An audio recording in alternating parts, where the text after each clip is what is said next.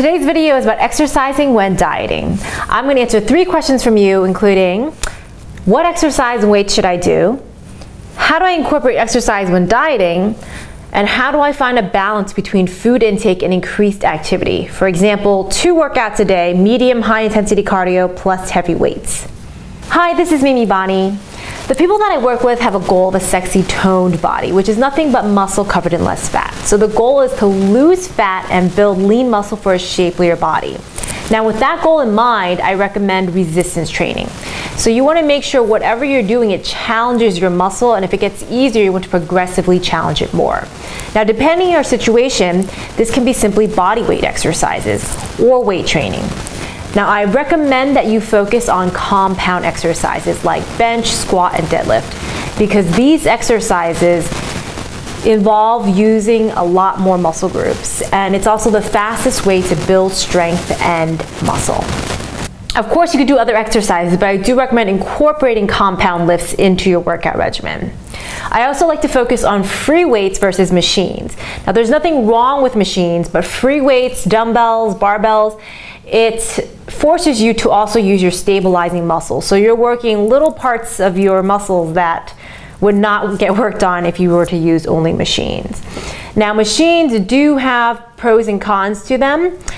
For example, a pro is that they do give a different type of resistance, and sometimes even more resistance depending on the range of motion for an exercise. And it's safer. So the ideal is to use a combination of both free weights and machines. Number 2, how do you incorporate exercise when dieting? When dieting for fat loss, you should first focus on resistance training and then cardio. However, you can do both. In short, resistance training has 2 main benefits. First, it helps you with quality weight loss, losing fat and helping you keep your hard-earned muscle. And number 2, it has a metabolic benefit. So you will still burn calories after you leave the gym, even when you're sitting there doing nothing. Now, cardio can also help with fat loss, primarily 2 types. The first is HIIT, high-intensity interval training, and the second is fasted, steady-state cardio in the morning. And when I say fast, I mean nothing in your stomach except for 10 grams of BCAA to help you not burn off your muscle.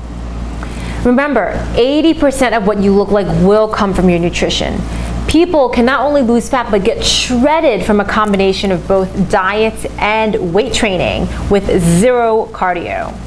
The important thing to remember is to not go all out in the beginning. So, 6 days a week of working out, 2 days a week, HIIT, steady state cardio, heavy weightlifting, etc. It's just too much. As long as you are getting results, that's all that matters.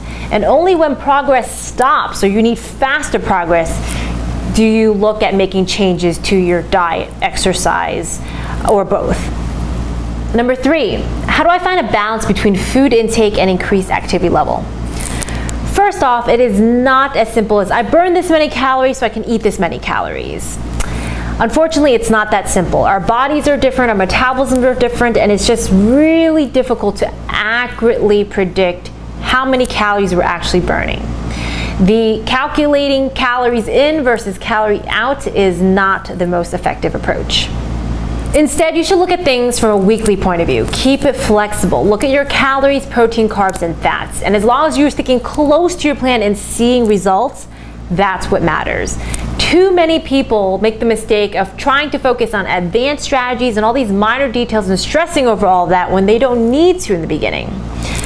Let's say if you wanted to eat more based on the energy that your body needs for the day, then it makes sense to eat more on your workout days and less on your rest days. But if it's easier to just stick to one plan, that's fine too. And then if you want to optimize further, focus on your pre-workout and post-workout. But you don't need to drive yourself crazy and go into all these advanced strategies in the beginning. Just worry about the advanced strategies when you hit plateaus. And that's it for today. Feel free to leave any questions or comments below. Like this video, subscribe, and thanks for watching.